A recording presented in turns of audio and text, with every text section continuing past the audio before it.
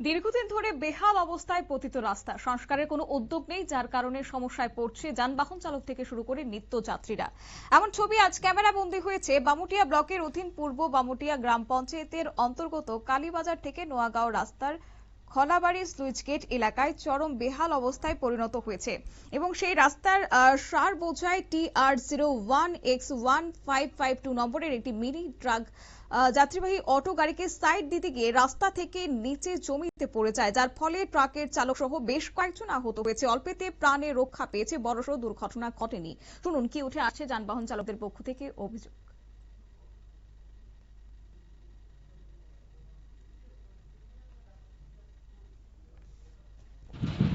আমি তো ড্রাইভার না ভাই। হ্যাঁ, ড্রাইভারটা আচ্ছা, মানে তুমি কি দেখছো?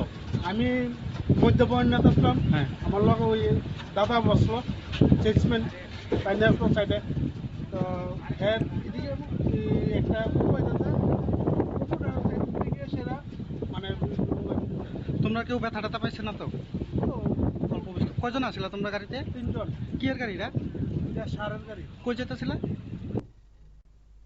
আপনারা শুনলেন। পরে স্থানীয়দের সহযোগিতায় গাড়িটি জমি থেকে উদ্ধার করা হয় এবং যান দুর্ঘটনাকে কেন্দ্র করে বেহাল অবস্থায় পরিণত রাস্তা মেরামতে এবার প্রশাসনের উদাসীনতা নিয়ে কিন্তু স্থানীয়রা ক্ষোভ উগরে দিয়েছেন। নিয়ে নিচ্ছে ছোট্ট একটি বিজ্ঞাপন বিরতির সঙ্গে থাকুন।